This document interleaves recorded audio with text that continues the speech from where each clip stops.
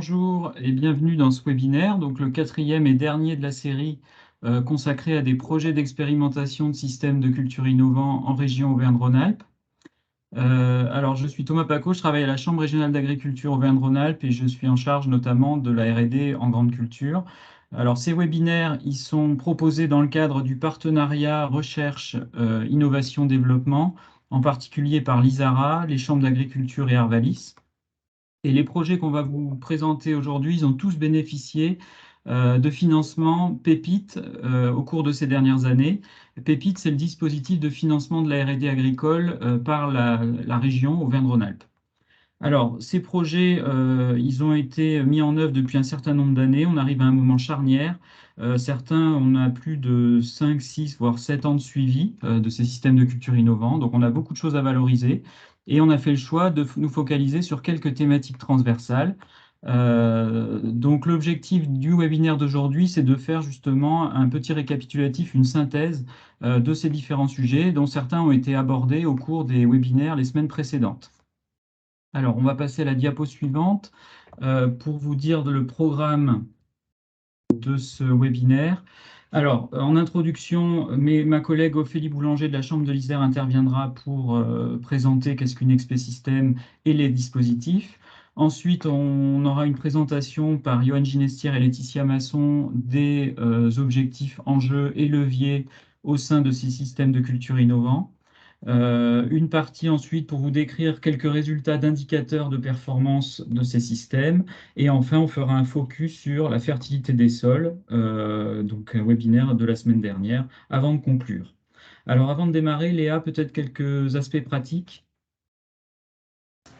Oui, donc pour intervenir pendant le webinaire, au fur et à mesure, vous avez la possibilité d'écrire dans le chat. Donc en haut de votre écran, normalement, vous avez un petit bouton conversation. Et donc pendant les présentations des intervenants, on vous laissera poser vos questions au fur et à mesure via ce chat.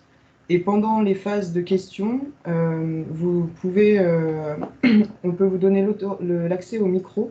Et pour cela, il va falloir aller sur le bouton à côté de conversation, le petit bouton qui s'appelle réaction. Et si vous cliquez dessus, vous avez un petit icône avec une main levée. Et ça permettra à l'animateur de voir qui lève la main et de passer la parole. Voilà, bon webinaire.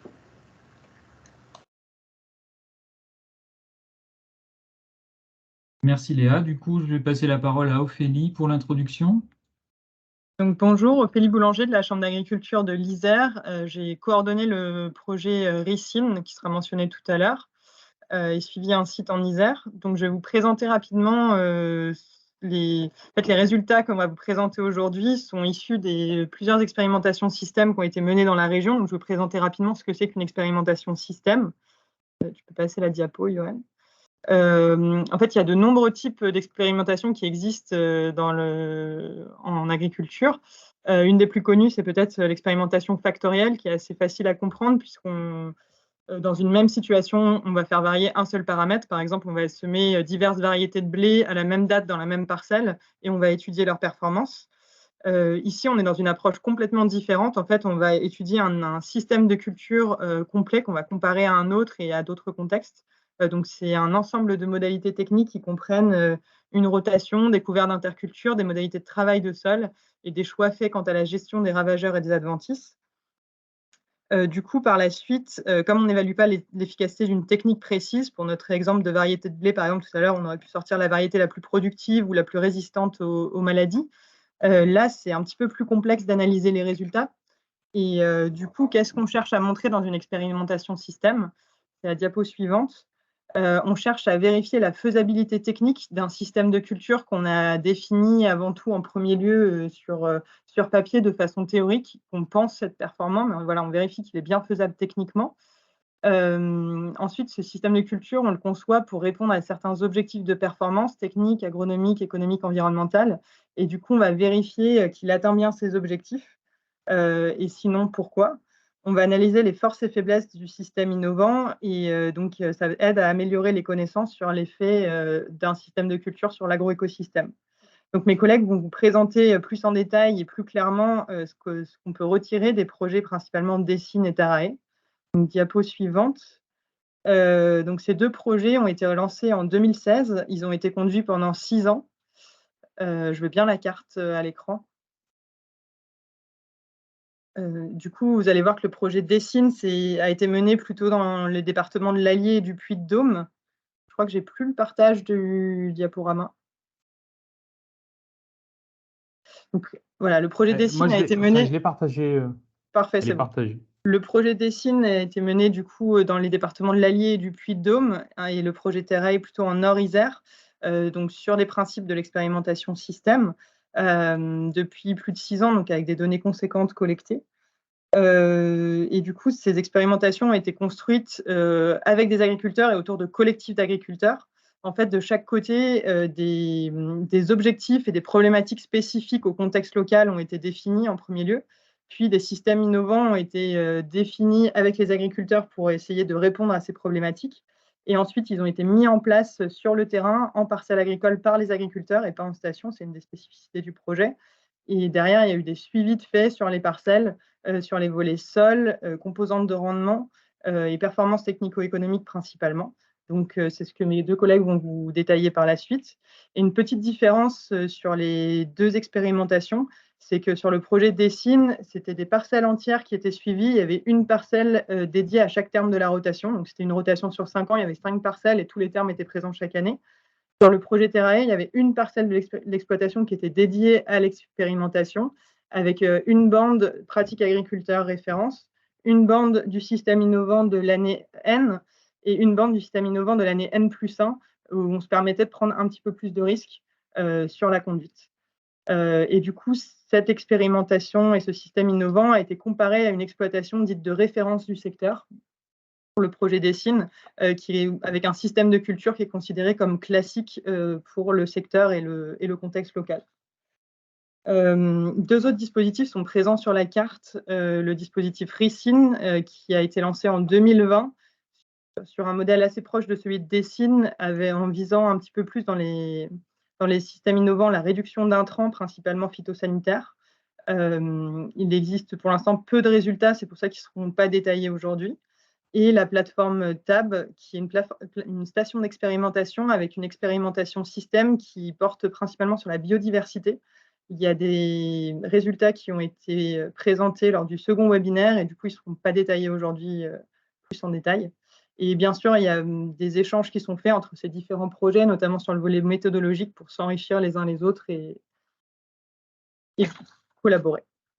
Je vais donc passer la parole à mon collègue Johan qui va vous détailler les objectifs, les enjeux et les leviers des systèmes innovants. Bonjour à tous. Du coup, je pense que les diapos mettent un peu de temps à passer. C'est pour ça qu'il y a eu ce petit décalage tout à l'heure. Donc, bonjour à tous. Donc, Johan Ginestière, Chambre d'agriculture du Puy-de-Dôme, et on va dire en charge du suivi et de l'analyse de la performance des sites du Puy-de-Dôme. Donc, ce que je vous propose, moi, c'est de récapituler un peu les objectifs et enjeux de ces expé-systèmes. Vous allez voir qu'ils se coordonnent tout à fait. Et détailler, on va rentrer au cœur de l'expé-système avec le détail des leviers. Alors, les objectifs des systèmes de culture innovants. Ces systèmes de culture innovants, ils ont été lancés en 2016, 2015-2016, avec des objectifs très précis. Pourquoi on a choisi de travailler sur des systèmes de culture innovants? C'est l'expé-système, c'est surtout qu'elle permet d'apporter plus de solutions et des solutions différentes aux problèmes que rencontraient les agriculteurs à l'époque. C'est toujours à peu près les mêmes. Donc, il y avait la réduction des intrants. Alors ça, c'était un enjeu plutôt fort de tous les projets.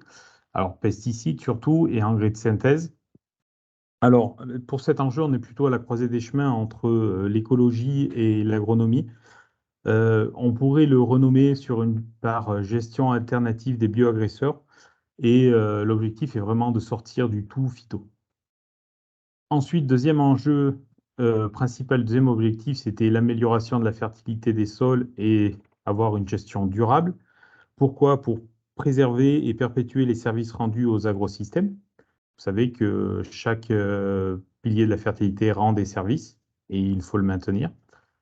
Et puis, troisième point, et troisième enjeu qui n'est pas des moindres, c'est le maintien des performances économiques. Alors, j'ai rajouté à minima, hein, parce que l'objectif ici, bien sûr, était avant tout de maintenir la performance économique, mais surtout d'améliorer la marge nette. Donc, on reviendra sur tous ces enjeux. Parmi les leviers agronomiques communs mis en œuvre, donc, ils tournent quand même tous autour de l'ajout de couverts végétaux, de la diversification et de l'allongement de la rotation et de la réduction du travail du sol. La protection intégrée des cultures découle de ces leviers-là. Alors, ces leviers-là, on pourrait les résumer sous un terme que l'on connaît peut-être un peu plus et que certains agriculteurs pratiquent, ce qui s'appelle l'agriculture de conservation des sols, qui est un enjeu, un levier prioritaire, et peut-être que nos politiques appellent peut-être plus l'agroécologie. Voilà. On avait certains systèmes qui avaient une spécialité, et pas des moindres, qui avaient mis en place une unité de méthanisation, donc avec toutes les adaptations et modifications que cela engendrait. Vous verrez aussi que tous les leviers cités ici n'ont pas été mis en œuvre sur tous les sites et que certains ont été privilégiés par rapport à d'autres. Alors, ce que je vais rajouter peut-être par rapport à ce que tu viens de dire, Ophélie, c'est qu'un des principes retenus de nos expé-systèmes, c'est vraiment de s'adapter au contexte de chaque exploitation support. Alors, quand on parle de contexte, on peut en parler, en citer trois, hein. Il y a tout d'abord le pédoclimat, qui est vraiment le contexte le plus impactant d'un système de culture. Ensuite, il y a le contexte des filières. C'est sûr que les cultures qui ont été testées ont été des cultures qui étaient traditionnelles, qui s'adaptaient aux filières présentes localement. Et enfin, c'est le matériel. Mais nous y reviendrons dans les charges de mécanisation. Alors, vous avez ici résumé dans un tableau les 7 systèmes innovants, donc les 7 systèmes de culture comparés au système agriculteur. Alors, plusieurs points à retenir. Le premier, vous voyez la localisation. On a 4 systèmes en Isère et 2 systèmes en Limagne et 1 dans le bocage bourbonnais. On fait tout de suite la différence. Les sites de l'Isère sont plutôt du projet Terrae et les sites de Limagne et Bocage-Bourbonnais sont des sites Dessine, pour lesquels, Ophélie vous l'a rappelé, hein, les particularités des expé-systèmes ne sont pas les mêmes. Sur l'Isère, on avait des sites qui ont fait plutôt une transition vers l'agriculture de conservation et en associant la méthanisation. Côté Limagne, on est plutôt sur de la diminution de travail du sol, de l'allongement des rotations et la couverture des sols, avec, on voit en Limagne Sud un agriculteur qui a diversifié sa rotation, fait du semis direct et a même essayé la couverture permanente. Nous allons y revenir. Limagne Nord, donc on part de non-labour profond à du TCS et une forte diversification de la rotation. Et le bocage bourbonnais, c'est peut-être le site qui a le plus de modifications, puisque d'une rotation de base de colza, blé, orge, avec les problèmes agronomiques que l'on connaît, notamment adventice résistante aux herbicides, a décidé d'allonger ses rotations en incluant de la prairie temporaire et des cultures de printemps, donc la prairie temporaire de luzerne, et tout cela dans le cadre d'une installation de méthanisation. La comparaison des systèmes, donc je ne vais pas y revenir, hein, c'est Ophélie qui vous l'a détaillé. Alors, ce que je vous propose maintenant, c'est d'illustrer 3 leviers qui ont été mis en œuvre.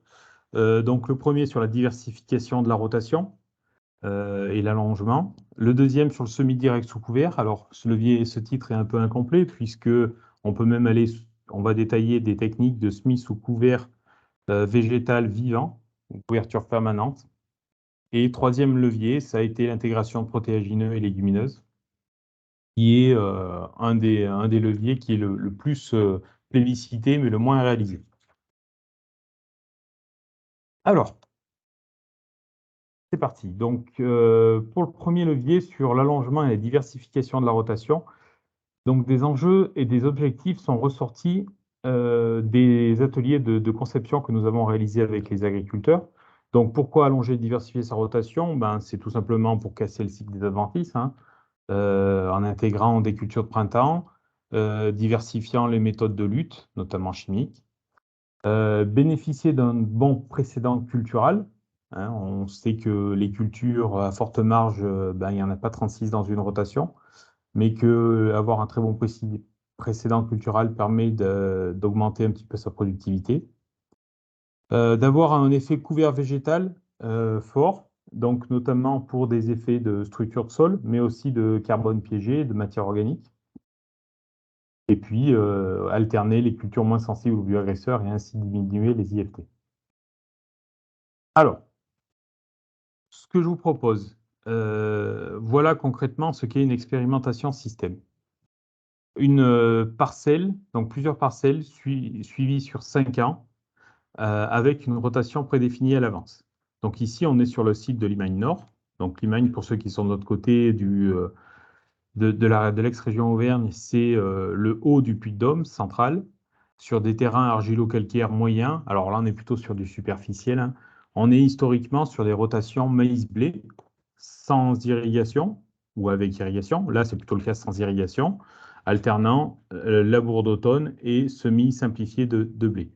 L'agriculteur ici a choisi de diversifier sa rotation pour limiter la prise de risque et l'effet climatique qui pèse sur la culture de maïs tous les ans du fait du climat. Donc on a une rotation qui a été définie, tournesol, blé, pois ou févrole d'hiver, maïs ou tournesol, blé ou orge, on va y revenir, et tournesol. Donc voilà, cette rotation de 5 ans a été suivie sur les parcelles.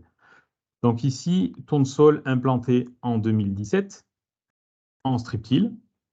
Donc, ma présentation va vous présenter à chaque fois ces petits encadrés là, où dedans, je rappelle le rendement, la marge nette.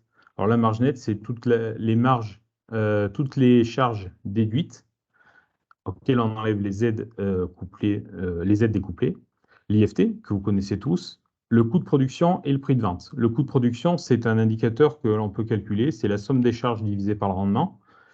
Et le prix de vente, vous savez ce que c'est.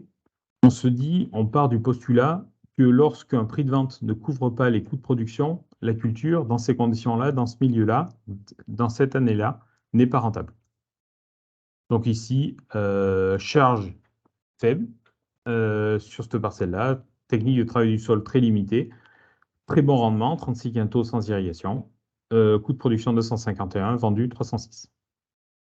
Derrière, l'agriculteur a semé un blé. Ce blé a été moissonné à 68 quintaux. Alors certes, c'est des rendements qui ne sont pas très élevés. Par contre, quand on observe la marge, l'IFT et surtout le coût de production, on se rend compte qu'on est très rentable. Petite particularité aussi, hein, pour vous rappeler ce qu'est une XP System, c'est pas on suit et on va compter des papillons. Non, non, on a un suivi très précis.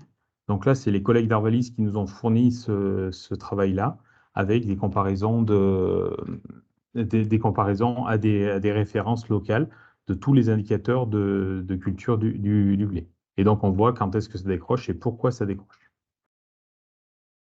Accélérer un peu. Après maïs, semé avec un travail superficiel. 2019, année localement très sèche, 66 quintaux. L'agriculteur, grâce à une économie de charge et des densités de semis très faibles, enfin des densités de semis adaptées, a pu limiter l'impact du climat et un prix de vente qui ne couvre certes pas les coûts de production, mais qui est assez exceptionnel sur le secteur parce qu'on était plutôt sur des rendements très faibles cette année-là. Derrière, semis d'une orge. Alors, vous allez me dire, semis d'une orge arrière maïs, c'est assez peu courant. Alors, c'est même une orge de printemps. L'agriculteur, ici, s'est dit, je vais essayer de semer une orge de printemps à l'automne pour minimiser les frais et surtout essayer de réduire les charges. Ici, ça a payé 71 quintaux avec un coût de production à 118 € tonne. Un prix de vente de 155, certes, qui est beaucoup plus faible que du blé, hein, mais la diminution des charges a permis de couvrir les coûts de production. Donc, voilà. 2021, l'agriculteur s'est dit, protéagineux, je fais quoi? On avait essayé du pois, qui n'avait pas trop mal marché. Il a dit, je fais de la févrole, pas forcément de marché localement, mais il s'est dit, au pire, je moissonnerai et je me ferai de la semence de couvert. Il a semé sa févrole, très bonne densité de levée. Par contre, attaque de maladie, vous voyez ici une loupée de traitement. Donc là, on est au mois de mars, hein. Donc la culture commençait déjà à être compromise. Donc, ni une ni deux, réaction, adaptation, opportunité. Il a semé un maïs grain dedans qui se développe très bien. 2021 fait 70 quintaux. Alors, 70 quintaux, vous allez me dire 2021, c'est relativement faible. Bon, il faut savoir qu'il y a eu un petit coup de grêle et un coup de froid sur le secteur là, au mois de juillet, donc ça permet de limiter son développement. Donc, au final, 150, coût de production de 157 € tonne, avec des prix de vente qui étaient déjà un petit peu élevés, de 110 € tonne, ce qui a fait que la culture a été rentable malgré le févrole. Donc en moyenne sur le système de culture, donc sur une parcelle, il faut bien voir que les chiffres qui vont vous être présentés, c'est la moyenne des 5 parcelles qui ont été suivies, 62 quintaux de moyenne, 450 € de marge nette hors aide, donc ce qui est relativement bien, un IFT de 2,2, des coûts de production de 168 € tonne et un prix de vente de 203. Parcelle rentable sur 5 ans. Maintenant, moi, j'ai comparé avec le système de culture de référence, système de culture local, voisin, avec une rotation simplifiée maïs-blé, du labour et du semis simplifié en blé, 70 quintaux. Alors certes, le système de culture de référence est un peu plus productif. On dit généralement entre 10 et 15% un peu plus productif. Par contre, le fait de réduire les charges a permis de maintenir une marge nette à peu près équivalente sur le système d'innovant, donc marge nette identique. Et le plus gros écart vient en fait des IFT, où avec un système de culture diversifié, on a réussi à diviser par 2 les IFT. Alors, la diaporama est coupée, donc on a un prix, un coût de production de 197 € tonne pour un prix de vente à peu près équivalent. Donc vous voyez que la rentabilité de ce système-là non irrigué est concrètement menacée. Donc si je dois tirer un bilan à partir de cet exemple-là, alors c'est une des difficultés qu'on peut avoir quand on fait de l'expert système, c'est comment à partir de cas particuliers, on peut tirer des généralités pour les agriculteurs. Ben ça demande pas mal d'expertise. Donc sur l'aspect économique, donc j'ai fait un code couleur très simple, jaune c'est égal ou moins, rouge c'est négatif et vert c'est positif. Sur le bilan économique, on a un produit brut qui certes est diminué, mais on arrive à maintenir la marge nette. Et on peut parler de sensibilité aux aléas plus faibles, donc avec le graphique que je vous présentais tout à l'heure. Niveau environnemental, on a une diminution de l'IFT et de la fertilité azotée. Je ne vous l'ai pas présenté là, mais quand on intègre du tournesol, de l'orge, on diminue fortement la fertilisation azotée. Et puis au niveau social, on a vraiment des effets positifs avec une atténuation des pics de travail, on va y revenir, et l'intégration dans de nouvelles filières. Alors je parle généralement, on a du lin, des protéagineux qui peuvent être cultivés, donc ça peut permettre d'intégrer de nouvelles filières et donc d'avoir une réflexion poussée sur les systèmes de culture. Voilà, quand je vous parlais de sensibilité plus faible aux aléas, vous avez ici les deux systèmes de culture suivis, le système de culture innovant, les mineurs, et le système de culture de référence. Et on observe ici une relative stabilité de la marge nette. Alors, relative, c'est à 50 € près, quand le système de culture de référence, lui, est plus aléatoire en fonction des conditions climatiques. Voilà.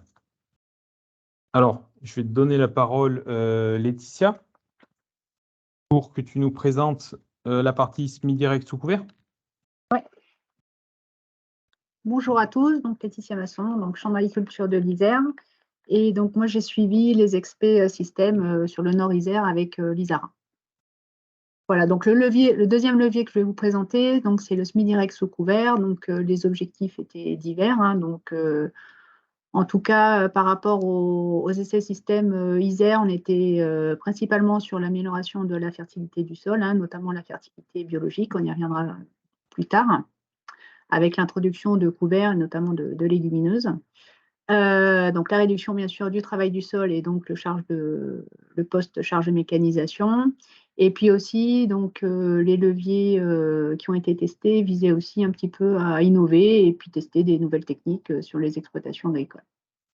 Voilà, bon, je vais pas. Et puis, autre objectif quand même si important, c'était également la réduction donc, de l'utilisation des produits phyto. Diapo suivante, Yoann, merci. Donc là, une technique qui a été testée donc, sur une parcelle là, de sol de marais sur les XP système Isère. Donc c'était du semis de soja sous couvert de seigle roulé. Donc c'était une technique innovante qui était suivie depuis quelques années par une thésarde de l'ISARA, et donc on a voulu tester donc, dans ces XP systèmes. Donc l'objectif, c'était de semer un couvert de seigle à l'automne. Donc là, vous voyez la première diapo, c'était mai 2017. Donc le seigle a été semé en septembre 2016. Donc une densité à peu près de 200 kg hectare.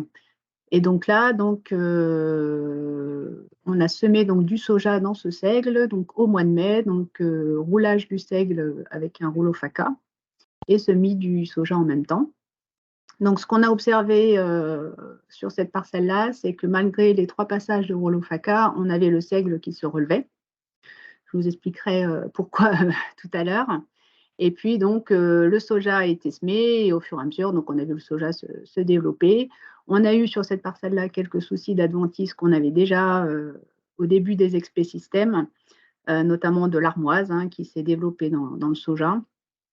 Et puis donc, récolte du soja, donc 9 quintaux, donc rendement très faible par rapport à la modalité agriculteur qui était, elle, en TCS, où on a eu 15 quintaux. Ce qu'on a observé aussi, donc, après ce soja, donc, on a mis du blé, donc du blé où on a eu un souci de repousse de seigle dans ce blé. Donc, voilà, donc qui a impacté aussi le rendement. Donc là, si on regarde les résultats donc, de cette technique sur cette parcelle-là, on va dire que la partie innovante a été plutôt, ça a été plutôt un échec en tant que tel, quand on regarde les rendements et puis bien sûr la marge qui en suit. Donc vous voyez, 9 quintaux en soja innovant, 15 en agriculteur, et puis en blé, on a perdu aussi une quinzaine de quintaux. Voilà. Donc l'objectif quand même de cette technique-là, c'était de réduire aussi l'utilisation des produits phyto, et on se rend compte en regardant les IFT qu'en fait, on était à un niveau équivalent à la modalité agriculteur parce qu'il a fallu gérer en fait les adventices après dans le soja et puis aussi les repousses de seigle en tant que tel. Voilà, on a testé également sur une autre parcelle de l'Isère, là, donc du semis de soja sous seigle roulé, mais en détruisant auparavant le seigle, en fait, 3 semaines, 1 mois avant, avec du glyphosate. Et là, c'est vrai qu'on a été, ça a été plutôt une réussite parce qu'on a fait un soja à 30 quintaux. Alors, cette technique de semis de soja sous seigle roulé, c'est une technique innovante qui peut effectivement avoir des bons résultats, mais par contre, il faut vraiment combiner les différents facteurs de réussite pour pouvoir réussir son soja. Donc là, c'est déjà partir sur une parcelle sans problème d'adventice difficile. Donc là, on a eu quand même pas mal de soucis avec la parcelle en question sur les sols de marais. Semer le couvert suffisamment tôt, donc maximum fin septembre. Et surtout, donc, ce qui nous explique effectivement les relevés de seigle, c'est que le seigle n'était pas encore au stade floraison. Et lorsqu'on roule le seigle au bon stade, donc bien attendre le stade floraison, on n'a pas ces problèmes de relevés-là. Voilà. Et puis, donc, avoir un seigle ou un couvert donc, suffisamment dense, et puis, afin d'obtenir une biomasse qui soit au moins équivalente à 7 tonnes de matière sèche hectare, pour avoir un sol vraiment couvert qui limite au maximum les levées d'adventice. Alors, autre chose aussi qu'on a pu constater en faisant cette expérimentation, c'est le sens du roulage en fait par rapport du couvert par rapport au semis du couvert. Donc, c'est de en fait rouler le couvert perpendiculairement au semis de ce couvert en fait. Donc, c'est-à-dire qu'à l'automne, on sème de façon perpendiculaire et lors du semis du soja, en fait, on sème en même temps, donc on sème dans l'autre sens. Donc, voilà. Et là, on a vraiment des relevés qui sont quasiment inexistantes. Voilà. Et puis, dernière chose, ce qu'on peut dire pour obtenir un rendement satisfaisant, c'est aussi d'augmenter la densité du semis de soja, parce qu'en fait, on constate quand même pas mal de pertes à la levée du soja. Voilà. Très bien. Donc, après le premier... Merci Laetitia. Après le premier exemple de semis direct sous couvert, je vais vous présenter un deuxième exemple. Donc ici, on est en Limagne Sud. Alors, vous voyez, sur l'arrière-plan, c'est un peu plus montagneux. Zone très sèche du département avec une faible pluviométrie, à peu près 500 mm par an. Et là, les agriculteurs sont très fortement impactés par les aléas climatiques et notamment l'effet sécheresse. Nous avons testé sur une parcelle un couvert permanent de légumineuses. Alors, c'est ce que j'ai appelé la méthode Charpentier, hein, Hubert Charpentier, qu'on connaît tous, chercheur du CIRAD, malheureusement décédé, mais qui a été un peu le pionnier de ces techniques-là. Donc, on a voulu refaire ce dispositif en mettant 4 bandes différentes. Alors, vous le verrez plus sur la photo suivante. Micro-trèfle, trèfle blanc, lotier et luzerne. Donc, on l'a implanté avec le colza. Cette technique, donc là, quelques photos pour vous montrer le développement de ces différentes légumineuses. Donc là, petit graphique pour vous montrer que la biomasse du colza, déjà, avec à peine 800 grammes pour la meilleure modalité, était déjà sérieusement entamée. Tant pis. Donc, au mois de juin 2020, au moment avant de prévoir les moissons, l'agriculteur a été contraint de broyer une partie car la luzerne était trop agressive. Au final, la parcelle fait 12 quintaux en semi-direct. Alors, dans ces conditions-là, ce n'est pas rentable. Bref, notre objectif était aussi d'implanter nos légumineuses. Donc, on revient au mois de septembre, où on revoit nos 4 bandes de semis, luzerne, lotier, trèfle blanc, et l'agriculteur a semé du blé. Ce blé, donc là on est au mois de mars 2021, le couvert a commencé à exploser et la régulation étant assez peu efficace, l'agriculteur a choisi de le détruire chimiquement. Chose dont il a eu tout à fait raison puisque ça compromettait sérieusement le rendement final. Le blé a fait 56 quintaux, mais avec des coûts de production qui étaient très faibles. C'était faible, hein. Pour vous donner un petit exemple, c'était un blé qui a été produit, qui a fait 56 quintaux, produit avec 198 € par tonne de charge, et il l'a valorisé à 250. Donc, rentabilité assurée. Au final, qu'est-ce qu'on retient de cette expérimentation? C'est qu'avec 12 quintaux de colza en tête de rotation, on n'est pas rentable. Au minimum 22-23 quintaux. Bon, c'est tout à fait atteignable. Mais le blé qui a été produit derrière a été produit avec des coûts faibles et qui a même permis de faire une deuxième paille, une orge, en direct avec un peu moins de 80 unités d'azote, qui elle fait 50 quintaux aussi. Donc, le résultat est plus que satisfaisant. Donc, l'agriculteur a pérennisé cette technique-là sur ses parcelles. Alors, il avait déjà fait des tentatives, hein, et c'est déjà un adepte de ce principe-là, en intégrant du trèfle, notamment trèfle blanc, avec son colza au semis. Donc, le semis direct sous couvert, si on devait faire un petit bilan, hein, un bilan économique, rendement pénalisé, donc pas forcément intéressant. Les charges de mécanisation diminuent aussi, mais pas suffisamment pour compenser la baisse de rendement et surtout l'augmentation du coût de post-semences de couvert. L'aspect environnemental est forcément positif puisqu'on a moins de fuite dans le système d'azote, mais même de sol, hein, diminue fortement l'érosion et la consommation de carburant est faible. Moisson comprise, on est à moins de 60 litres hectare.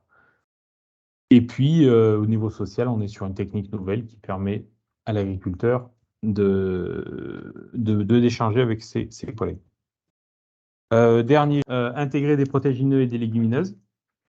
Donc, l'objectif ici est d'améliorer la qualité du sol et notamment l'activité biologique. Hein, Laetitia vous en a parlé tout à l'heure, de restituer de l'azote aux cultures suivantes. Ça, c'est assez classique.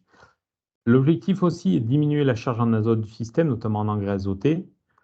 Perturber le cycle des adventices et diversifier sa rotation. Alors, je pense notamment ici à tous les protéagineux divers qui peuvent valoriser ou recevoir une application antigraminée de non-résistance. Diversifier matière active herbicide, ok, et autoproduire sa semence de couvert, au pire quand on n'arrive pas à valoriser la culture. Donc ici, vous avez l'exemple en vue, pas aérienne, mais du dessus, hein, d'une association de colza associés. Alors cette technique est assez répandue, donc je ne vais pas y revenir plus longtemps. Vous avez ici une parcelle donc de blé.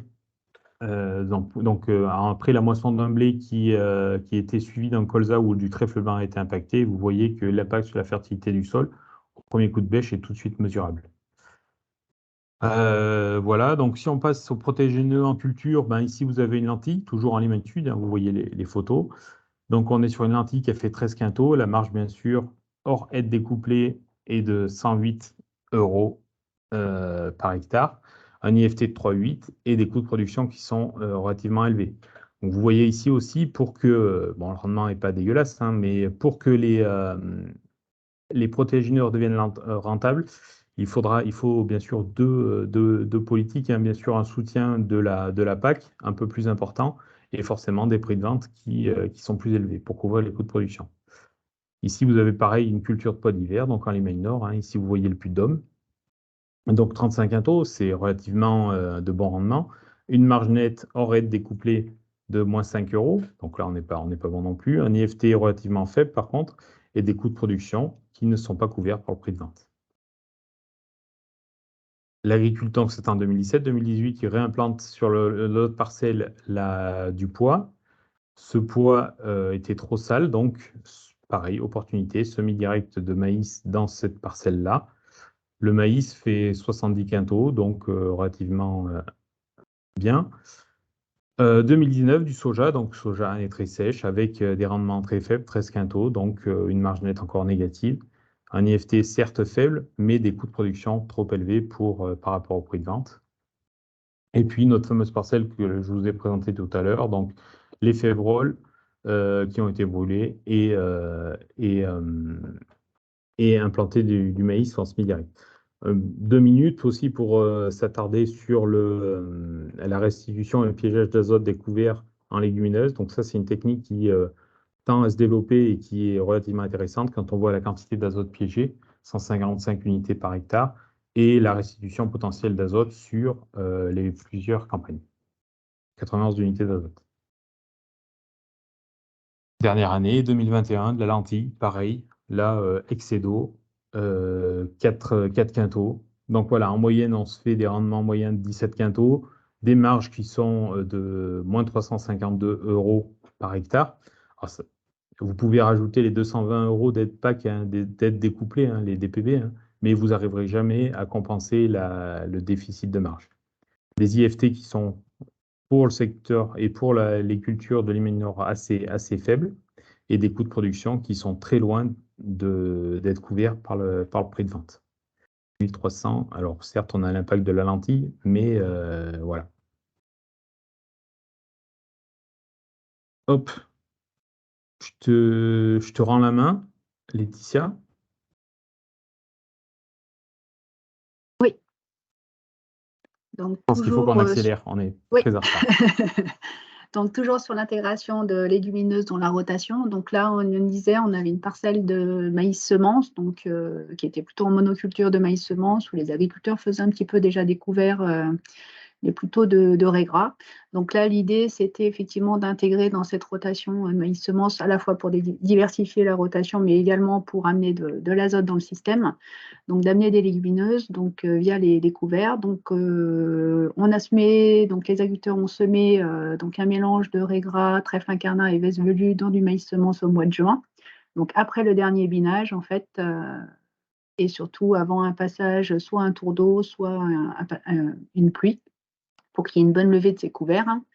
Donc vous voyez sur les photos, hein, donc les couverts se sont bien développés dans le maïs. Après donc la récolte des maïs, donc à l'automne il y a possibilité. Donc là il y a eu du pâturage par des moutons, hein, parce qu'il y a donc un berger là qui faisait pâturer des moutons. Donc il a pu le faire à la fois à l'automne et au printemps. Donc, vous voyez en avril là, 2017 comment les couverts se sont redéveloppés, donc beaucoup de biomasse et donc de la restitution après aussi d'azote dans le système via les déjections des moutons. Diapo suivante. Ça arrive. Donc, intégration donc, de légumineuses via les couverts dans le maïs semence, mais également, donc, on a essayé de diversifier un petit peu la rotation en intégrant donc, du blé, et donc après le blé, également un couvert à base de légumineuses. Donc là, par rapport aux objectifs qui étaient recherchés, donc, ces objectifs ont été atteints, hein, notamment d'améliorer les qualités de sol, ça on pourra en reparler tout à l'heure, donc, et notamment la fertilité biologique, la réduction des apports azotés, donc, via les restitutions d'azote par les légumineuses. Ça a permis effectivement de diversifier la rotation. Et puis, on a intégré quand même une technique nouvelle dans ces parcelles-là, qui était le pâturage par les moutons. Alors après, par rapport à cette technique de couvert dans les maïs semences, donc quelques points de vigilance à avoir pour que ça réussisse. C'est donc déjà de partir sur une parcelle sans problème d'adventice difficile, hein, comme notamment les vivaces, parce que si vous gérez les vivaces au mois de juin, notamment les liserons, vous ne pourrez pas implanter de couvert. Donc bien implanter le couvert donc après le dernier binage et avant une pluie ou une irrigation. Attention à ne pas utiliser notamment en termes de désherbage, donc des produits racinaires, ou alors si vous en utilisez des racinaires à base de molécules de matière active peu rémanentes. Et puis bien laisser, on va dire, une dizaine de jours entre le dernier désherbage et puis le semis du couvert. Voilà. Après, s'il y a vraiment des problèmes de vivaces dans la parcelle, c'est bien sûr privilégier la destruction des vivaces. Et le couvert donc, sera semé soit au broyage des rangs mâles, soit après récolte du maïs, pour qu'il n'y ait pas d'impact sur la levée des légumineuses. Voilà. Merci Laetitia. Du coup, vous m'entendez, oui? Allô? Oui, oui. Ah, pardon. Intégrer des protéagineux des légumes. Donc, si on doit faire un bilan, ben, bien sûr, le bilan économique, il est plutôt négatif, hein, du fait notamment du coût de production élevé par les rendements très aléatoires, mais également par le prix qui n'est pas rémunérateur.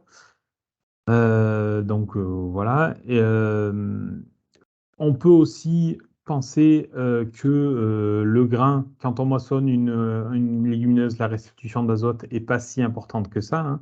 80% de l'azote de la plante est monté vers le grain. Sur la partie PAC, donc on va penser de changer de PAC, et puis vous devez quand même être alerté sur le fait qu'avec 5 hectares de légumineuses, vous pouvez toucher les 2 points d'écorégime. Donc c'est quand même quelque chose à regarder de près.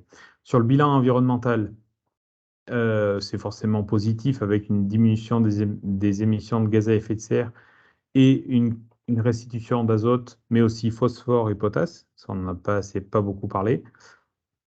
Le temps de travail s'annule en fait, hein, parce qu'on a un temps de travail qui est supplémentaire, souvent pour des petites surfaces, donc il y a ces casse-têtes, alors qu'en face, on va plutôt s'intégrer à de nouvelles filières.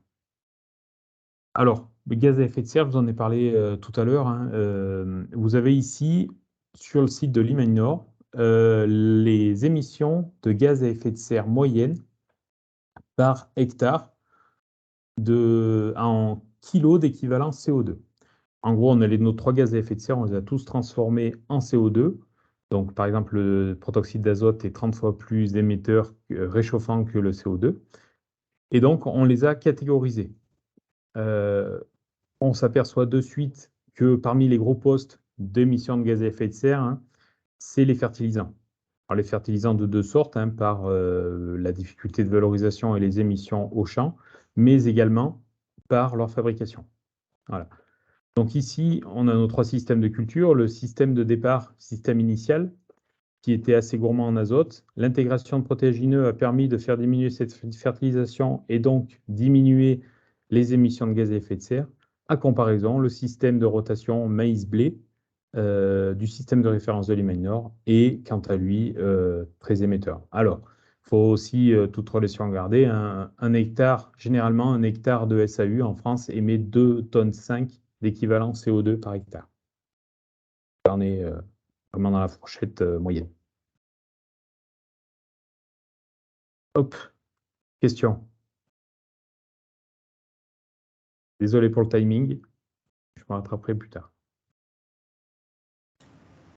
Donc, on a déjà 2 questions dans le chat. Oui. Une pour toi, Johan. Tu peux laisser la. Alors, attends, parce que j'ai perdu le truc là. Bon, c'est pas grave. Donc, une question pour toi, Johan. Quelqu'un qui demande s'il existe une filière lin dans le Puy-de-Dôme. Oui. Oui, bien sûr, une filière lin petite. Filière lin qui est un fabricant d'alimentation du bétail, qui valorise cette culture dans ses aliments, donc avec des aliments riches en oméga 3. Très bien. Et ensuite, on avait une deuxième question, donc plutôt pour Ophélie et Laetitia. quelqu'un qui demandait les impacts sur le rendement du maïs semence. Et donc Ophélie a répondu en disant qu'il n'y avait pas d'impact négatif du couvert sur le maïs semence. Oui, je reprécise. Oui. Ouais, je reprécise juste que oui, comme il y a l'irrigation, sa parcelle est irriguée, donc le fait d'avoir un couvert, ça pénalise pas le maïs semence en tant que tel, quoi. Le rendement était équivalent, il n'y a pas de souci là-dessus.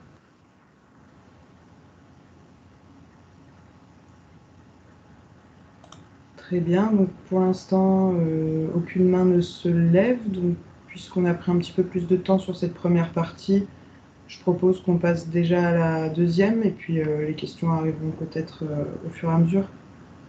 Pas de souci. Pas de souci, j'enchaîne sur la multi-performance des systèmes étudiés. Alors là, on est rentré concrètement. Il faut que tu bon, reprojettes ton écran. Ah mince. Vous voyez ou pas? Attends. Il faut que je repartage. Hop. Ça va aller mieux. C'est bon? C'est tout bon. Alors, on est rentré un peu dans le détail dans la partie d'avant. On a été un peu long, hein, bien sûr.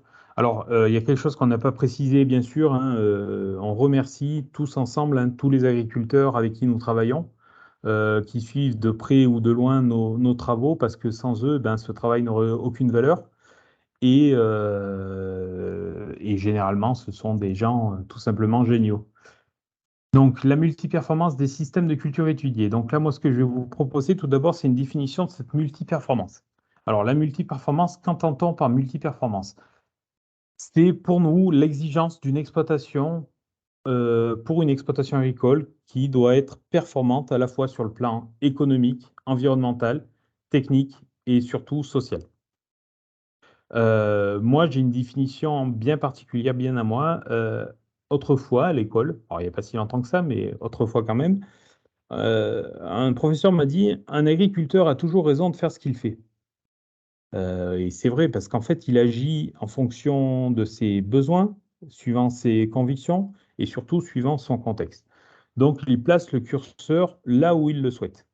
Donc forcément, c'est là qui est toute la difficulté pour nous, c'est que quand on doit avoir présenté et initié le changement chez un agriculteur, on ne peut pas toucher qu'un seul volet. Si on présente un système de culture, certes plus performant économiquement ou environnementalement, l'agriculteur aura du mal à l'adopter parce que forcément, il ne répond pas à ses ambitions, ses enjeux et son contexte. Bon, petit aparté, hein, c'est peut-être ce que nos politiques devraient nous l'oublient parfois. Donc, pour moi, donc demain, quand je vais conseiller un agriculteur, la porte d'entrée, elle ne peut pas, bien sûr, pas être qu'économique. Donc, pour répondre à ces critères de multiperformance, on a donc défini une évaluation multicritère. Vous avez ici quelques exemples d'indicateurs qui ont été suivis. On ne va pas revenir sur tous, hein, mais vous avez notamment ici les charges de mécanisation, la marge directe, le temps de travail. Ça, c'est des indicateurs pour lesquels notre travail permet aussi une forte vulgarisation auprès de la profession. Vous avez aussi dans les performances environnementales, donc alors l'IFT qu'on entend un peu partout, mais on a aussi les émissions alors GES, c'est gaz à effet de serre, et surtout la consommation d'énergie primaire qui permet de savoir si un système est énergivore ou plutôt producteur d'énergie. Alors, dans les performances technico-économiques, on a retenu 3 graphiques. Le premier, sur les charges en intrants. Alors, là, on est bien sûr sur des chiffres réels d'agriculteurs, hein, donc notre relevé se fait sur les semences, les phytos, les engrais et l'irrigation. OK? Donc, comme vous le voyez, ici, l'irrigation n'a été présente que sur 2 sites. Voilà.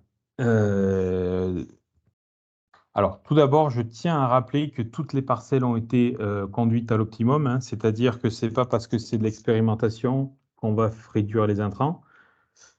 Donc, en tendance, qu'est-ce qu'on observe? Tout d'abord, c'est indéniable sur tous les sites, une augmentation du charge semence, notamment due aux couverts végétaux, mais également à l'intégration de légumineuses, comme vous pouvez le voir ici en Limagne Nord, hein. Ça, c'est une tendance générale.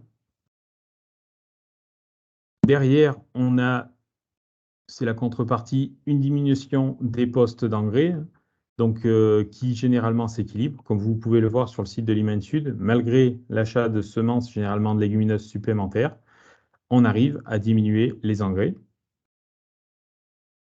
Et troisième point, c'est la diminution des phytos qui, alors, n'est pas vrai partout. Sur nos systèmes, deux raisons à cette diminution, deux effets. Donc, on a bien sûr l'amélioration technique et la résistance végétale, mais aussi notamment le climat, avec des climats secs sur les dernières années, avec des réductions notamment de fongicides, d'applications fongicides. Donc, vous voyez peut-être que la plus grosse diminution de charge d'intrants, elle est pour le site de l'Allier. Alors, je crois qu'on a notre collègue Michael qui suit le site de l'Allier, qui peut peut-être nous en dire un petit peu plus. Oui, bonjour, Michael Bimbard de la Chambre d'agriculture de l'Allier, effectivement, qui suit les sites d'Essines. Donc, on était sur une rotation historique colza, blé, orge, puis colza, blé, maïs, blé, pois, blé. Et effectivement, l'opportunité d'être dans une région polyculture élevage avec des voisins éleveurs a permis à l'agriculteur d'introduire de la prairie temporaire et de la luzerne. En parallèle, il a investi dans une méthanisation. Et donc, on est passé d'un système où on était relativement haut en termes de charges opérationnelles et notamment phyto, hein, notamment désherbage et gestion ravageur colza à quelque chose de relativement faible grâce à la bonne valorisation de proximité de ces prairies temporaires et luzernes qui malheureusement ne sont pas extrapolables partout, hein. Voilà, c'est l'aspect filière qui peine qui manque sur ces valorisations-là, quoi. C'est sûr. Donc voilà, globalement, on observe que les charges d'intrants, donc ce qu'on appelle vulgairement les charges opérationnelles, diminuent sur certains sites et se maintiennent dans d'autres. Autre poste de charge qui est souvent sujet à discussion pour les agriculteurs, ce sont les charges de mécanisation. Alors ça, c'est un vaste débat. Je vais d'abord commencer par vous expliquer un peu ce qu'on entend, nous, dans notre travail, la mécanisation, les charges de mécanisation. Donc c'est un véritable point de vigilance par rapport à notre travail. Donc, il faut savoir que les charges de mécanisation sont composées, dans notre étude, à peu près à 80% d'amortissement. L'amortissement, qu'est-ce que c'est? C'est la valeur du matériel qui déprécie sur plusieurs années. Ici, à la différence des chiffres que vous pouvez connaître dans votre comptabilité, alors je m'adresse aux agriculteurs, hein, ici, nous sommes dans un amortissement technique. Quand un agriculteur vient me voir et me dit j'ai de l'amortissement, enfin, ou j'ai des charges de mécanisation très élevées, c'est ma comptable qui m'a dit ça, je lui dis écoute, c'est que ton exploitation ne va pas si mal et que tu as eu une stratégie de défiscalisation qui a été claire et assumée. Voilà, donc nous on est sur de l'amortissement technique, donc on prend une valeur d'achat du matériel qui s'amortit sur 20 ans, durée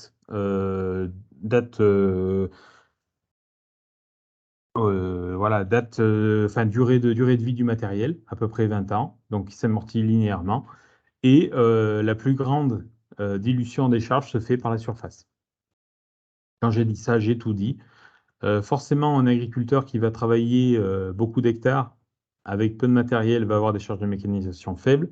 Et au contraire, un agriculteur qui va travailler sur de petites surfaces avec du matériel spécifique, notamment dans le cas de production de semences, hein, vous le voyez ici dans l'Isère, hein, quand on a une castreuse ou un maïs réservé pour faire 10 hectares de maïs semences, forcément les charges de mécanisation augmentent. Donc voilà.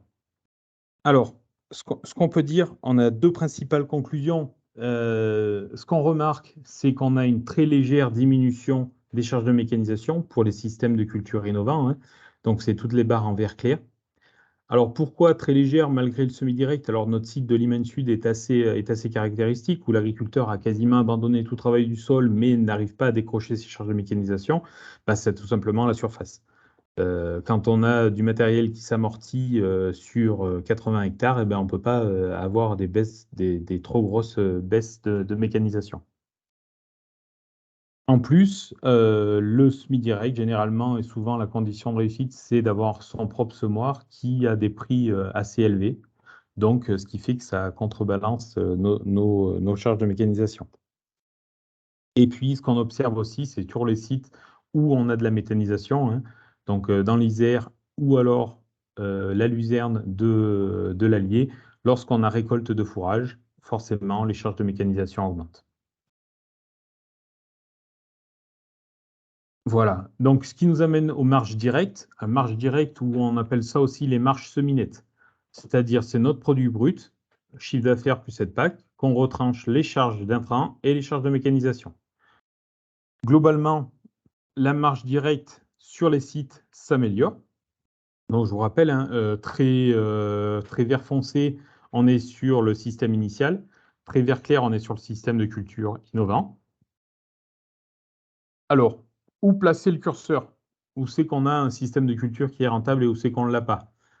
Ce que je peux dire, c'est que déjà, à moins de 500 €, on est sur des systèmes de culture qui sont peu viables.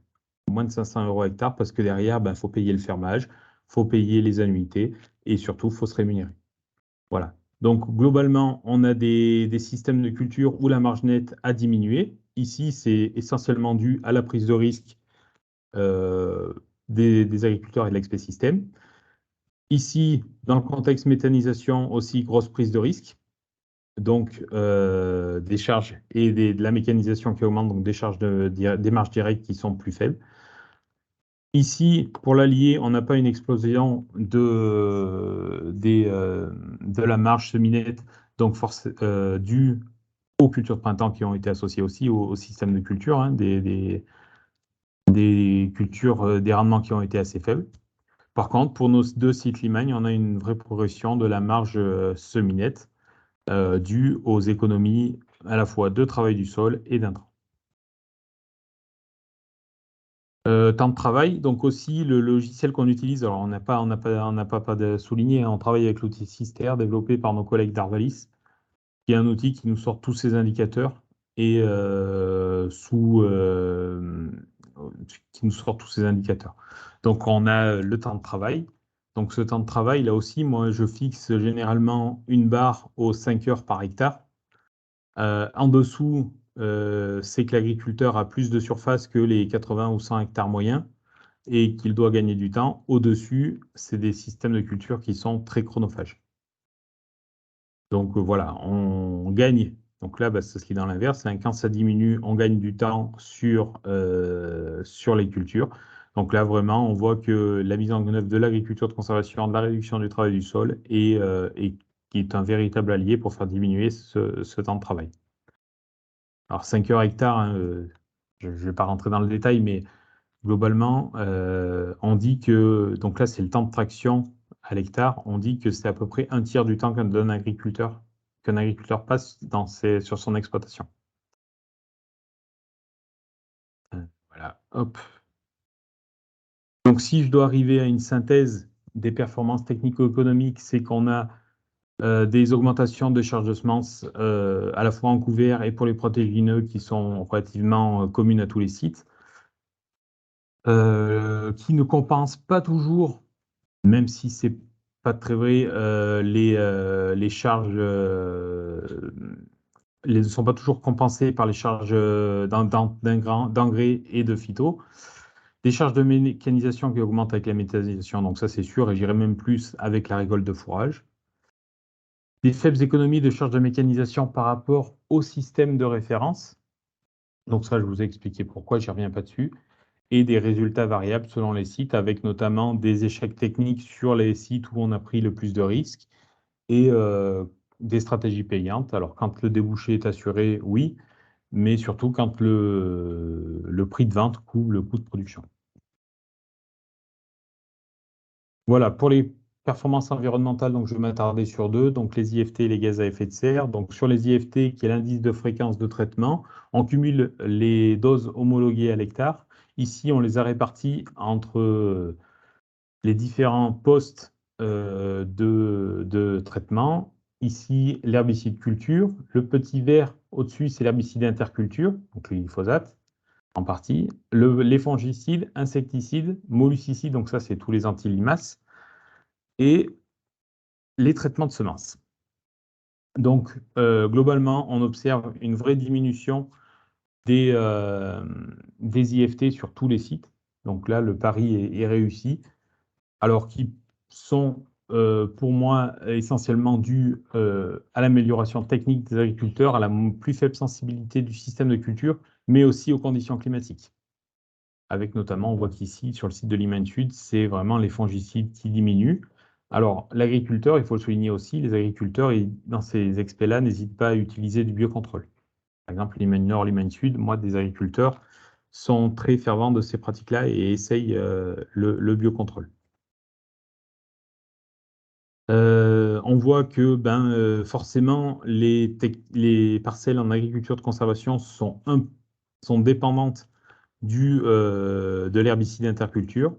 À noter quand même que sur le site de Limagne Sud, il a été réduit à sa plus faible valeur par l'agriculteur, par des meilleures valorisations notamment et utilisation des couverts végétaux. Voilà. Et donc baisse la proportion et prairies temporaires. J'avais tout décrit. Et puis si je termine sur les gaz à effet de serre, là, comme je vous le disais tout à l'heure, donc les gaz à effet de serre sont triés par catégorie. Je vais faire très simple, hein. Deux postes nous intéressent. Le premier, le poste carburant, ici en orange, et le deuxième, le plus important, le poste engrais, qui est poste émission directe suite à l'épandage, ou alors indirect suite à la fabrication des engrais. Concrètement, moins on utilise d'engrais et moins on va avoir des systèmes qui sont émetteurs de gaz à effet de serre. Un exemple pour vous montrer l'importance des engrais dans les émissions de gaz à effet de serre, c'est le site du Rhône en agriculture biologique qui n'utilise pas d'engrais de synthèse, a fortement réduit ses émissions de gaz à effet de serre. Voilà. Retenez aussi que les émissions moyennes sont de 2,5 tonnes par hectare en France. Hop. Donc, si je dois faire une petite synthèse, donc on a des résultats très variables selon les sites. L'ACS, qui devient une technique qui est notamment pointue, nécessite de l'accompagnement et de la formation, voire l'adhésion à un collectif. C'est vrai que la période de transition est un peu plus faible quand on est dans du collectif. Les charges de mécanisation ne diminuent pas forcément en ACS, ça j'y ai déjà parlé, hein. Donc la solution serait peut-être d'acheter du matériel en commun. Alors les outils faits maison, oui, mais à condition d'être bon bricoleur. Les charges liées aux couverts végétaux sont non négligeables, hein. Retour sur investissement plutôt faible. Ce qu'on disait tout à l'heure, hein, le poste semence ne couvre pas le poste diminution des engrais. L'idée serait peut-être de produire ces semences tout seul. Alors attention pour les semences protéagineuses hors semences de graminées. Et les effets sur l'environnement sont... Pardon, de produire ces semences et de se les échanger hors semences graminées. Et les effets sur l'environnement sont variables. Donc la gestion de l'azote reste la clé quand même des émissions de gaz à effet de serre. La baisse des pesticides et de la consommation de carburant a un impact, mais beaucoup plus faible sur les émissions de gaz à effet de serre. Il faut aussi rappeler que, vous l'avez vu, les enjeux sur les sites n'étaient pas forcément les mêmes. On est parti des ambitions et des objectifs déclinés par les agriculteurs sur tous les sites. Donc forcément, deux sites n'ont pas forcément les mêmes objectifs et donc les mêmes attentes. C'est le problème de la multiperformance. Des grosses prises de risque, notamment sur les sites de l'Isère, qui ont fait que la rentabilité économique a été un peu plus faible. Et une stratégie de diversification à optimiser mais peut donner des résultats intéressants quant aux diminutions de produits phyto et au maintien de la marge nette. Attention, ça aussi, ça nécessite de bien choisir la culture et d'avoir une maîtrise technique. Voilà. Je ne sais pas si vous avez des questions. N'hésitez pas à lever la main, à poser des questions. On est passé assez vite sur ces diapos-là. Donc voilà. Donc on a une question qui demande quel est le biocontrôle en fongicide, car normalement en semi-direct le post-molluscicide augmente, on ne voit pas ça dans le tableau IFT. Alors, Je vais vous Foss- donner l'accès au micro du coup à la personne qui a posé cette question, comme ça si elle souhaite préciser certains détails. Voilà. Tu peux commencer à y répondre, peut-être, Johan. oui, alors j'ai le diapo qui est figé, moi. Je voulais revenir sur la diapo, mais... Ah, ça y est. Voilà. Donc là, on est sur le post-IFT.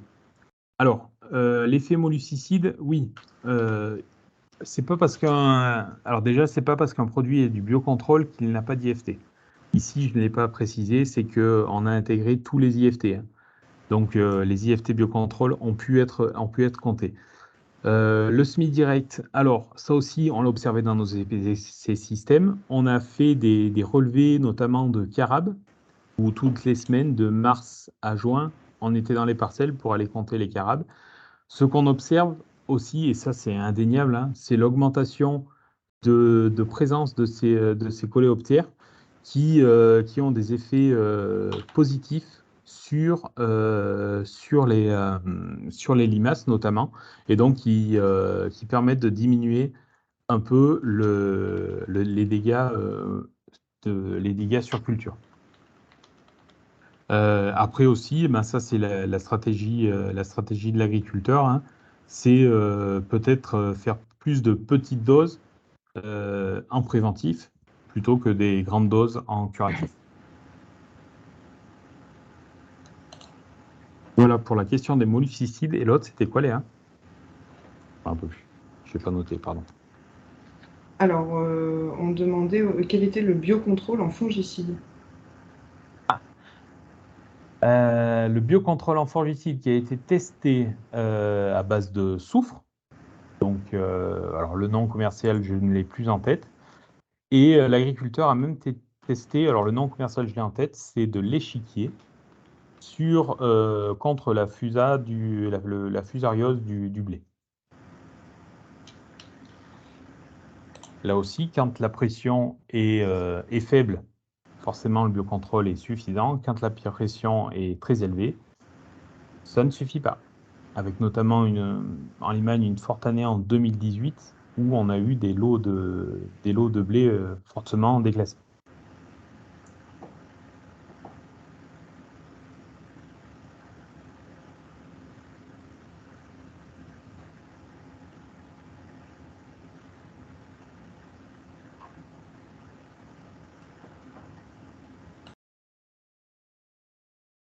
Du coup, Léa, c'est bon? Donc pour l'instant, pas d'autres questions. Je ne vois personne qui lève la main. Alors, je te donne le diaporama, Laetitia.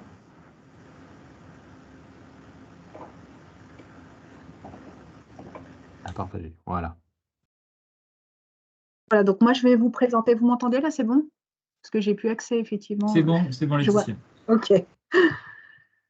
Donc, vous présentez quelques résultats donc, sur la partie fertilité des sols hein, de ces experts systèmes, comme ça a été quand même un des objectifs qui était commun à tous ces essais. Donc, si on revient un petit peu sur le sol, qu'est-ce qu'on y trouve? Donc, dans un sol, on trouve des particules, bien sûr, minérales. Hein, donc, quand on parle de texture du sol, un sol sableux, argileux, limoneux, etc. Donc, c'est les particules minérales.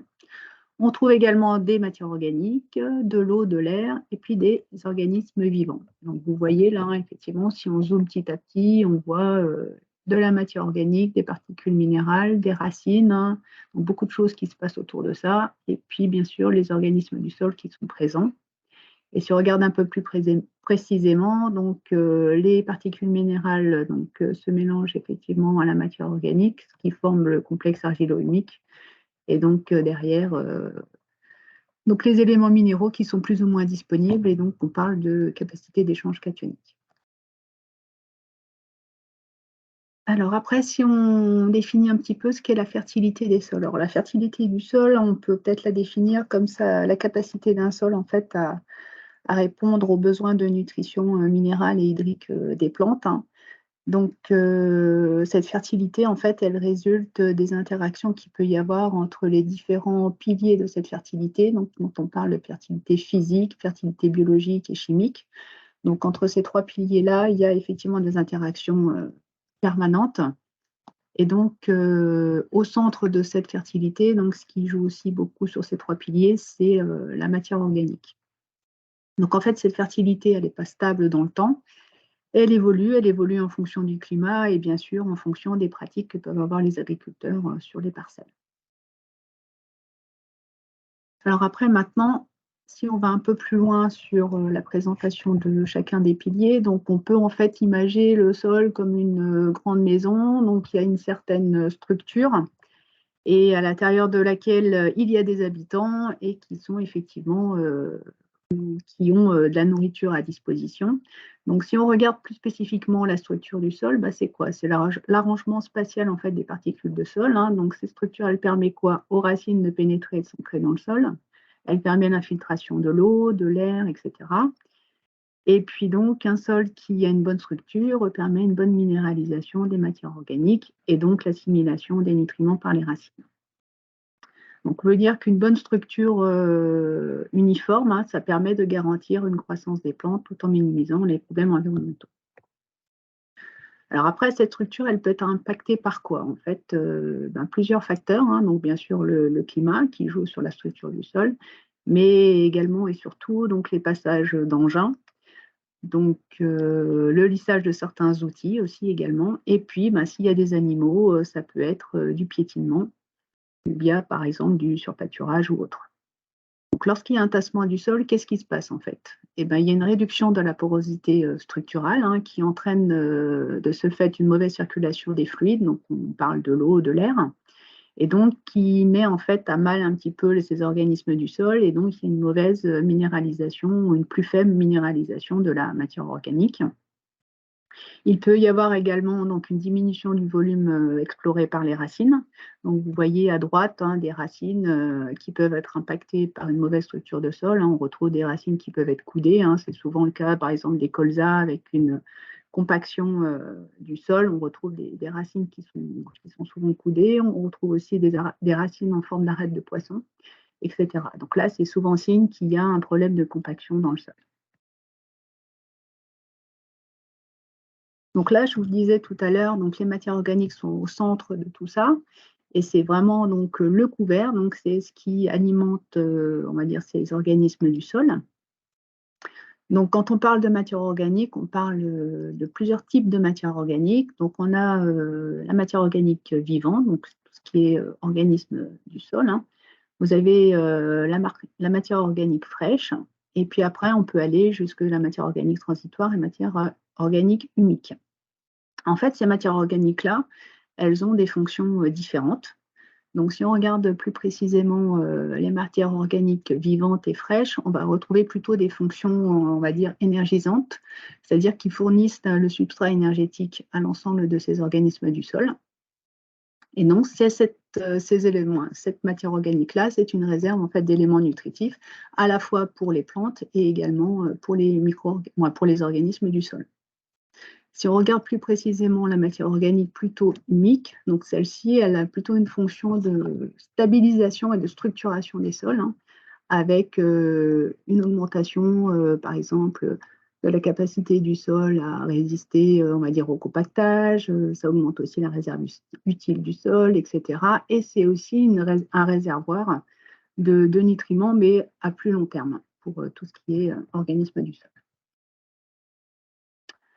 Donc là, on a vu la structure de la maison, on a vu effectivement le couvert, et maintenant, les habitants du sol, quels sont-ils? Et ces habitants, ils sont très diversifiés et très nombreux, hein. Donc là, vous le voyez sur la diapo, c'est qu'on les a classés par taille.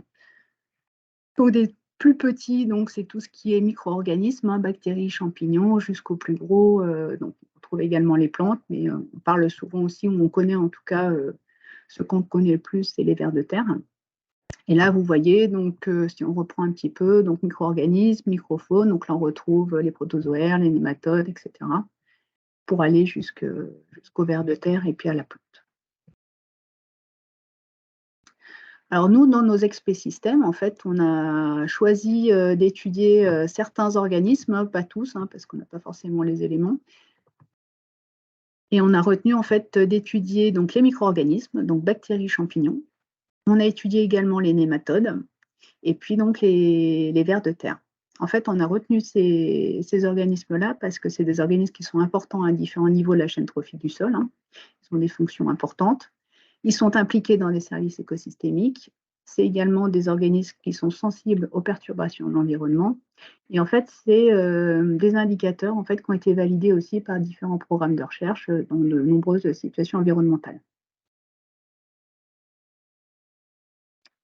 Alors, si on repart un petit peu sur les différents domaines, on va dire les différents piliers de la fertilité, donc concernant la fertilité chimique, dans nos expé-systèmes, bon, celle-ci, on l'a mesurée via des analyses classiques, hein, que l'on fait en laboratoire. Donc, cette fertilité-là, donc c'est souvent les agriculteurs la connaissent bien, hein, c'est les analyses qu'ils font régulièrement sur leurs parcelles. Là, on a effectivement les teneurs en phosphore, potasse, magnésie, etc. Alors, pour diagnostiquer la fertilité physique, donc la structure du sol, donc là, on a différents outils à notre disposition.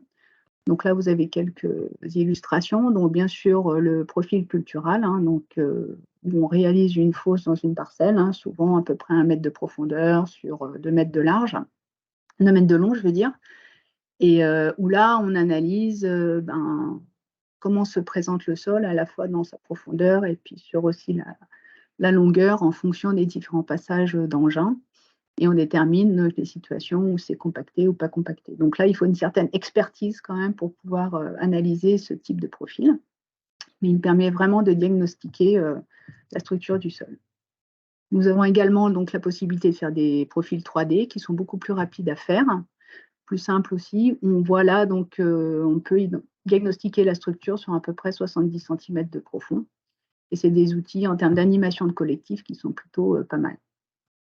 Et puis en dernier lieu, donc le test bêche, hein, donc test bêche assez facile à faire, rapide, mais où là, on a une vision un peu plus réduite de la compaction du sol, puisqu'on est à peu près sur 20-25 cm. Par contre, c'est un outil qui nous a permis en fait d'analyser tout ce qui est vers de terre, puisqu'avec ces tests bêche, en fait, on recueille les différents vers de terre sur 20 cm de profondeur et on peut ainsi avoir un indicateur de biomasse ou de nombre de vers de terre au mètre carré. Voilà. Concernant le volet biologique, en fait, on a fait des analyses, hein, donc des analyses différentes suivant les organismes étudiés. Et donc là, donc, ce qui a été retenu dans ces expérimentations système, donc, on a effectivement réalisé des analyses via le laboratoire Celestalab. Donc là, afin d'avoir sur nos parcelles des indicateurs concernant la minéralisation du carbone, de l'azote, l'activité biologique, et puis, on va dire, le fractionnement de la matière organique des sols. On retrouve effectivement ce que je vous présentais tout à l'heure, donc la matière organique est plutôt liée, donc qui est plutôt humique, et puis la matière organique libre qui va plutôt servir d'énergie pour les organismes du sol. Donc, ces analyses-là, on va dire, donc en termes d'avantages, c'est qu'on a un référentiel, on va dire, propre au laboratoire, mais comme ils ont fait vraiment un grand nombre d'analyses dans différentes situations de contexte pédoclimatique et puis aussi de production, donc là, on a un référentiel sur lequel se baser. Par contre, voilà, on a en termes de coûts, donc c'est plus élevé que des analyses classiques.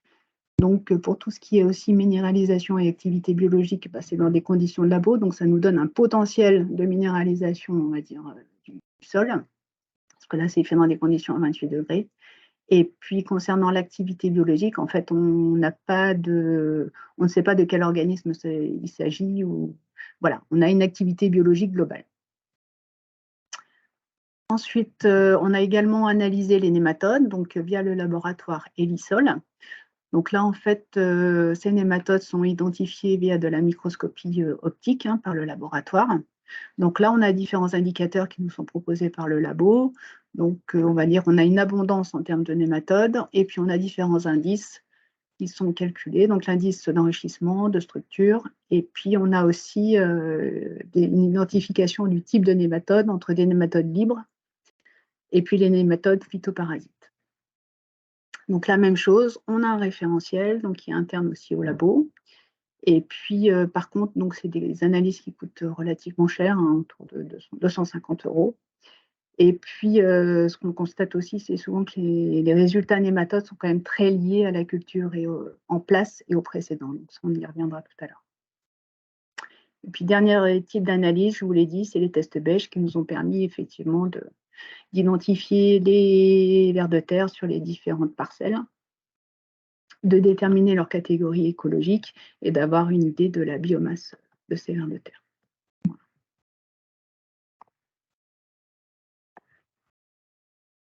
Alors, donc sur ces différentes expérimentations systèmes, là, donc on a effectivement mesuré, comme je vous l'ai présenté, donc la fertilité biologique, etc. Et pour voir après si on avait ou quel lien il pouvait y avoir entre ces indicateurs et les pratiques agricoles, on a calculé en fait des indices pour permettre d'identifier un petit peu les pratiques, l'ensemble des pratiques de chaque système. Donc, on a calculé un indicateur d'intensité de travail du sol. Parce qu'en fait, ces indicateurs-là, on a vu via la littérature, effectivement, qu'ils avaient une influence forte sur le fonctionnement du sol. Donc, l'intensité du travail du sol, c'est en fonction des outils qui sont utilisés par les agriculteurs, la profondeur, la fréquence, etc. On a calculé également un indice de restitution annuelle de matière organique qui compte en fait à la fois les résidus de récolte, les apports de matière organique, que ce soit des fumiers, des lisiers, etc. Et puis bien sûr les biomasses découvertes qui sont implantées. On a également un indice de couverture du sol annuel, donc moyenne, donc c'est le nombre de mois qui sont couverts sur l'année. Et puis donc la diversité des familles cultivées, donc voilà. Et le dernier indicateur, c'est l'IFT, on en a déjà parlé, qui concerne l'utilisation des produits phyto. Alors là, je ne vais pas tout vous présenter, donc je vais vous présenter juste un indicateur par type d'analyse et justement le lien qu'il peut y avoir entre les pratiques agricoles et ces indicateurs-là. Donc là, c'est le potentiel de minéralisation du carbone, qui est un indicateur calculé par le laboratoire Celesta Lab. Donc là, ce qu'on regarde, donc on a mis en regard en fait les résultats des indicateurs de minéralisation du carbone et donc les indicateurs de pratique. Et là, ce qu'on constate, donc vous voyez en fait, on a remis pour chaque. Donc là, on a nos différents parcelles d'essai. Donc les parcelles Terrae, donc c'est les 4 premières là, où on a le système de référence en vert foncé, le système innovant et le système innovant N+1 à chaque fois. Et puis donc les 3 sites de l'Auvergne où on a donc la modalité de référence et la modalité système innovant. Voilà. Et là, ce qu'on constate en fait, c'est que globalement, le potentiel de minéralisation augmente, quelles que soient les conditions pédoclimatiques, dès lors qu'on a une augmentation des restitutions organiques dans ces systèmes, et également dès lors que l'on diminue l'intensité du travail du sol. Alors ça ne se voit pas forcément sur tous les parcelles suivies. On a certaines situations qui ne répondent pas. Donc là, on se pose un petit peu des questions sur d'autres facteurs qui impactent ou qui masquent en fait l'effet de ces augmentations de restitution organique ou de diminution du travail du sol.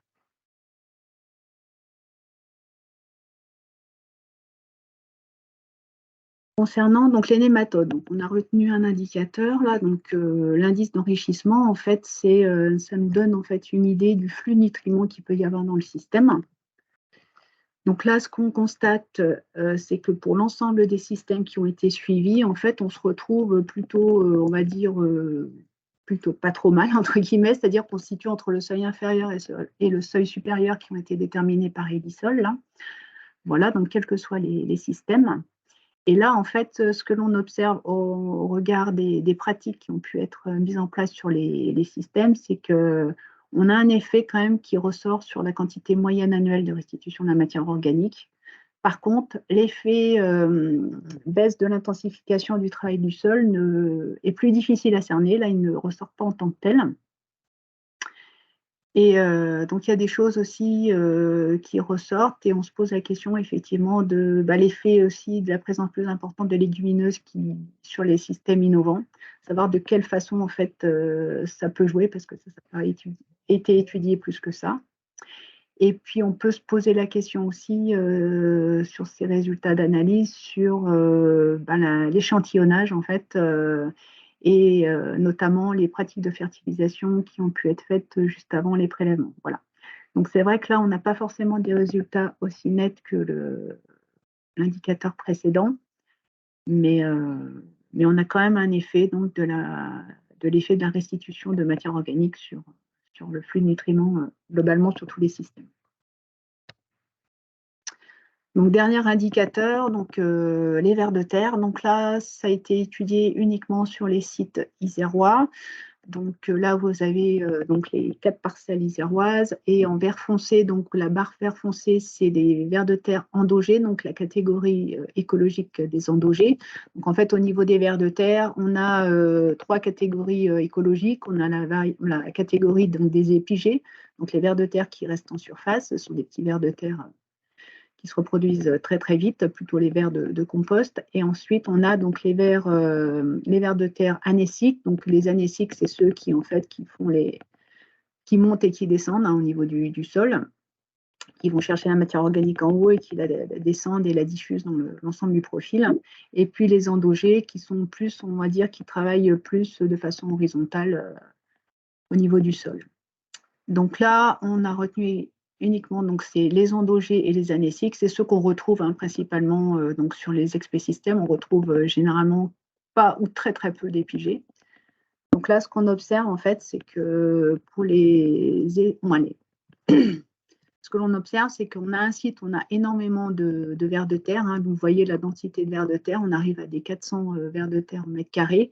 Donc c'est le site en ACS qui ressort assez nettement. Et puis on a quand même le site qui est en maïs semence, qui a quand même une densité de vers de terre importante. Et malgré donc que ce soit un site qui soit labouré tous les ans, mais en fait, ce labour, il est compensé en fait par des apports de matière organique qui sont importantes, soit via les couverts, soit via des apports externes.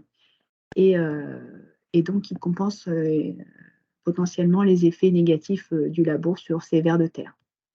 Ce qu'on constate également, c'est que le site en ACS est le site où on retrouve le plus d'anéciques.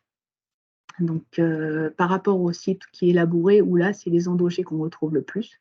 Donc, c'est vrai qu'ils sont un peu moins sensibles, comme ils sont un peu plus profonds et de façon horizontale, ils sont moins sensibles au travail du sol comparé aux anéciques. Et sur ce site-là aussi, le site ACS, c'est là où on retrouve en termes de biomasse, la biomasse la plus importante au niveau des vers de terre. Voilà. Donc, ce qu'on peut dire en synthèse de ces résultats, alors là, c'est vraiment des résultats très partiels que je vous ai présentés. Pour avoir vraiment les résultats complets sur ce volet fertilité du sol, donc il y avait un webinaire donc, le 15 novembre qui était présenté par Jean-François Vian, là, donc, qui a présenté l'ensemble des résultats, qui est vraiment très bien fait. Donc là, si vous voulez avoir ces résultats complets, n'hésitez pas à visionner ce replay. Ensuite, ce que l'on peut dire sur les leviers en tant que tels, c'est que les principaux leviers mobilisés donc, et qui différencient vraiment les systèmes de référence des systèmes innovants, c'est le travail du sol, donc la diminution du travail du sol et la quantité annuelle de restitution de matière organique. Voilà, donc on constate on va dire que globalement, la mobilisation de ces leviers, ça augmente les indicateurs mesurés, sauf dans certaines situations quand même qu'on n'explique pas forcément. Donc, par exemple, sur sol superficiel séchant, et puis donc sur le système aussi production de semences. Voilà. Après, ce que l'on peut dire également, c'est que d'un système de culture, comme vous l'a défini Ophélie tout à l'heure, un système de culture, ça croise toutes les pratiques que l'on a citées. Donc, on a vraiment des effets qui peuvent être synergétiques entre pratiques ou alors contradictoires, des effets aussi de compensation, donc entre pratiques et organismes du sol. Donc, en fait, on a des résultats qui sont beaucoup moins clairs et évidents que quand on fait des expés analytiques où on va bouger uniquement un seul facteur. Alors là, en fait, on fait bouger l'ensemble du système et pour arriver à vraiment ressortir des choses précises, c'est beaucoup plus difficile. Mais aussi, on est beaucoup plus proche de ce qui se passe sur le terrain. Voilà, et on voit aussi quand même que le pédoclimat, donc le contexte vraiment local, agit vraiment aussi sur ces réponses entre pratiques et organismes du sol. Donc voilà, donc globalement, toutes ces analyses et ces résultats, ça montre quand même bien toute la complexité de ce qui se passe au champ. Hein. Et on ne peut pas forcément dire que, en tout cas, c'est difficile de dire que telle pratique aura tel effet sur tel organisme du sol. C'est beaucoup plus complexe que ça.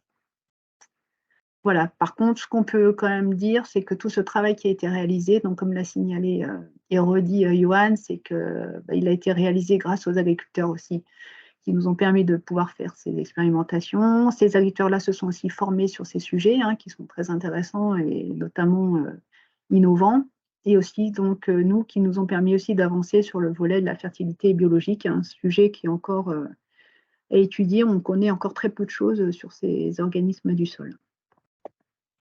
Voilà, je crois que j'ai à peu près fini ma partie. Je ne sais pas si Thomas, tu fais la conclusion ou Johan.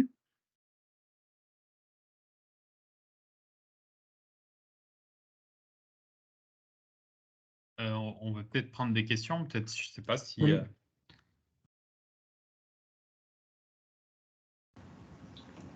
Bien, pour l'instant, personne ne se manifeste pour une question. Donc, ce que je vous propose, c'est que vous fassiez la première partie de la conclusion, donc là, ce qu'on pouvait retenir aujourd'hui. Et avant que Thomas reprenne la main pour la clôture du webinaire, on refera un temps de questions.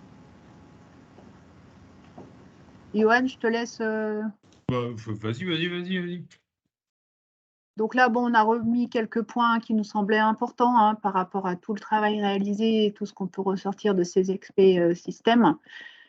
C'est que déjà, c'est très important d'avoir une approche globale de son système, hein, parce qu'en fait, c'est ce qu'on a eu, c'est que tout est interdépendant, donc tout est en relation. Et voilà, donc si on fait changer ou si on modifie quelque chose, on peut avoir vraiment des impacts très différents suivant aussi les contextes pédoclimatiques dans lesquels on est. Qu'il n'y a pas de recette, donc c'est ce que je viens de dire, hein, donc il faut vraiment adapter au contexte local. Ce qu'on peut voir aussi, c'est que c'est quand même compliqué si on voulait piloter des systèmes de culture avec des analyses biologiques, on se rend compte que c'est quand même difficile de pouvoir le faire et qu'en fait, il y a énormément de facteurs qui interviennent. Donc, ça peut nous aider à comprendre certaines choses. Le fait de le diagnostiquer, c'est intéressant et important aussi. Mais de là à piloter des systèmes avec ce type d'analyse, ça nous semble encore compliqué. Et puis donc, voilà, on voulait aussi remercier donc, les agriculteurs partenaires et qui nous ont permis et mis à disposition des parcelles pour pouvoir réaliser ces expérimentations système. Je ne sais pas si tu veux rajouter quelque chose, Johan. Non, enfin, je vais te paraphraser un peu, mais aujourd'hui, il apparaît vraiment indéniable et important pour que le développement agricole et même la recherche s'emparent de ce sujet-là, de la multiperformance. Alors certes, on est déjà bien avancé. Ce qui manque et ce qu'on a essayé de faire aujourd'hui, c'est vraiment de la vulgarisation de tous nos travaux. Je remercie encore les agriculteurs partenaires. Donc, on en a un j'ai vu, qui est présent dans notre webinaire. Donc, encore merci. Et voilà, donc, vous verrez en conclusion générale la poursuite de tout ce travail-là. Une fois qu'on a mordu dedans, on peut plus s'en passer, on va dire. Et notamment sur un enjeu qui nous tient à cœur, qui est le changement et le dérèglement climatique. Voilà, merci à tous. Alors, est-ce qu'on peut passer... Ah, voilà, encore une deuxième phase de questions. Est-ce qu'il y en a, Léa?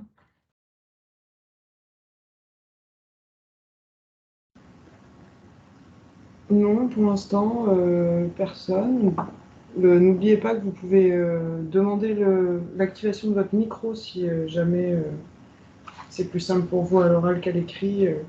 Il suffit d'aller dans le petit bouton en haut de l'écran qui s'appelle Réaction et vous avez ensuite une autre option qui s'appelle Lever la main.